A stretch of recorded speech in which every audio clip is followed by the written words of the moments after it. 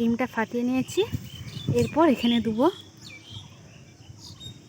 দেখো এই রোদে গরমে বাইরে বেরোনো তো যাচ্ছে না, সারাদিন শুয়ে থেকেও কোনো শান্তি নেই, কারণ পাখার বাতাস যেন ঘুরছেই না, আর ঘুরছে তো তাও আবার গায়ে লাগছে যেন গরম বাতাস। আর এইভাবে শুয়ে থাকতে থাকতে হঠাৎ একটা ফোনে রেসিপি এলো, আর আমারও ইচ্ছে জেগে গেল এই রেসিপিটা ট্রাই করার জন্য। তো ইচ্ছে জেগেছে মানে রেসিপি তো ট্রাই করতে হবে, তো চলো তারপরে উঠে পড়েছি ওই জন্য রেসিপিটা ট্রাই করার জন্য। আর তোমরা অনেকেই সবাই বুঝতে পেরেছো যে কি হতে চলেছে টাইটেল থাম্বনেল দেখে, তাও একবার আমি বলে দিই, কারণ অনেক দিন ধরেই দেখছিলাম ফেসবুক ইউটিউবে 45 ডিগ্রিতে সবাই এই রেসিপিটা ট্রাই করে দেখছে, রোদে ডিম ভাজা। আমার তখন করা হয়নি, কিন্তু আমি যেদিনে ভিডিওটা করেছিলাম সেদিনও প্রচণ্ড রোদ ছিল, কিন্তু কত ডিগ্রি ছিল আমার দেখা হয়নি। তো যাই হোক, ওই জন্য এখন যাব সে ঘর ডিম ভাজার জন্য রোদে। আর যদি ডিম ভাজা হয়ে যায় তাহলে গ্যাসও বেঁচে যাবে, আর প্রত্যেক দিন একটা করে ডিম ভাজাও খাওয়া যাবে। তো তার জন্য এখন নিয়ে নিয়েছি এখানে ননস্টিক কড়াই, আর তার উপরে তেলও নিয়ে নিয়েছি, আর এদিকে একটা ডিম নিয়ে নিয়েছি। আর আমাকে কিন্তু মা বলল যেটা একদম করতে যাস না, রোদে কখনোই ডিম ভাজা হবে না। কে শুনে কার কথা, ইচ্ছে জেগেছে মানে তো ট্রাই করতেই হবে, তার জন্য এখন বেরিয়ে পড়েছি। এই দিকে দেখো ভিউটা কত সুন্দর দেখতে লাগছে, চারিদিকটা কি সুন্দর সবুজ, তার মাঝে আমাদের ঘরটা।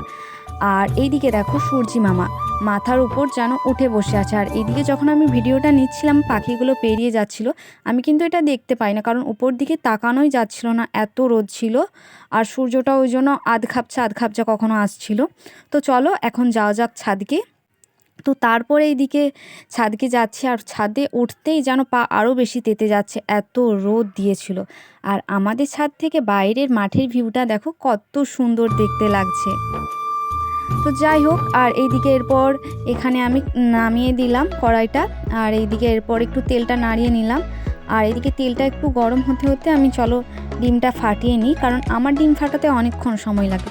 অনেকে ফাটায় না মাঝে ছুরি দিয়ে বা খুন্তি দিয়ে ফাটিয়ে দিয়ে ডিমটা মাঝে ভেঙে যায়, আমি ওইভাবে পারি না, যেহেতু আমি আস্তে আস্তে ঠুকবো, কারণ আমার ডিম ফাটাতে অনেক ভয় লাগে।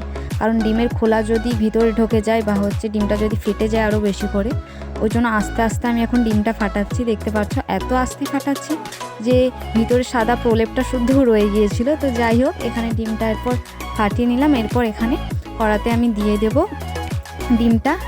আর এখানে ডিমটা দিয়ে আমি এরপর বাড়ি চলে যাব, কারণ এখন আমার খাওয়া দাওয়া যেহেতু হয়নি, বাড়িতে যে খাওয়া দাওয়া করে তারপরে আবার ডিমটা দেখতে আসবো যে কী অবস্থায় ভাজা হয়েছে। আর এইদিকে একটু ওই জন্য নাড়িয়ে নিলাম।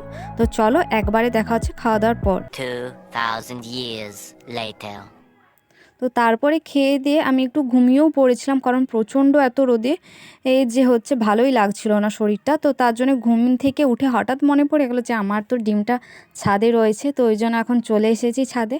চলো দেখা যাক ডিমটা কতটা ভাজা হয়, আর যদি ভাজা হয়ে যায় প্রত্যেক দিন একটা করে রোদে ডিম ভাজাই খেয়ে নেবো। আর এই দিকে দেখো এসে দেখি ডিমের অবস্থা এইরকম। আমি এখানে দুঃখ করব না হাসবো এখানে বুঝতেই পারছিলাম না, বেকার একটা ডিম লস্কান গেল। আর এই দেখো অবস্থাটা ঠিক এইরকম।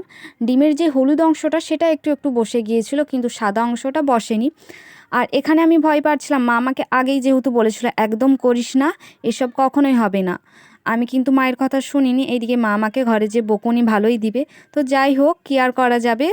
আর এটা তোমরা কেউ বাড়িতে ট্রাই করো না, এটা একদমই হয় না। তো চলো টাটা, দেখা হচ্ছে নেক্সট ভিডিওয়।